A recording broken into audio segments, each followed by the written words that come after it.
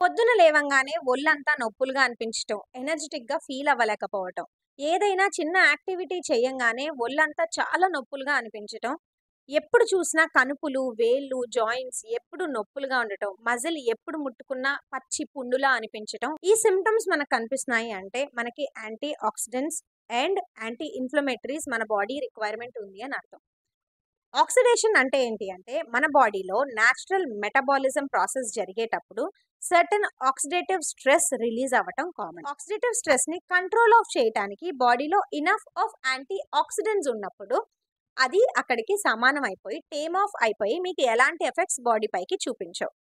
మనకి anti oxidants తగ్గినప్పుడు మాత్రమే ఆక్సిడేటివ్ స్ట్రెస్ అనేది క్రియేట్ అయ్యి మన బాడీలో ఇలాంటి సిమ్టమ్స్ పాపౌట్ అవుతూ ఉంటాయి. అలాగే ఇన్ఫ్లమేషన్. ఇన్ఫ్లమేషన్ అనేది మన బాడీ యొక్క న్యాచురల్ డిఫెన్స్ మెకానిజం.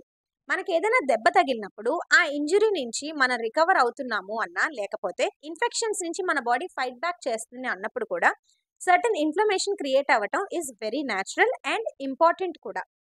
కానీ అది ఆ దెబ్బ తగిలిన సమయానికో, లేకపోతే ఇన్ఫ్లమేషన్ అనేది ఆ ఇన్ఫెక్షన్ వచ్చిన సమయానికో ఉంటే పర్వాలేదు. కానీ క్రానిక్‌గా చాలా రోజుల పాటు బాడీ ఒక ఇన్‌ఫ్లేమ్డ్ స్టేట్‌లో మెయింటైన్ అవుతూ వెళ్తుంది అంటే, చాలా హెల్త్ ప్రాబ్లమ్స్‌కి ఇది ఒక కారణం అవుతుంది.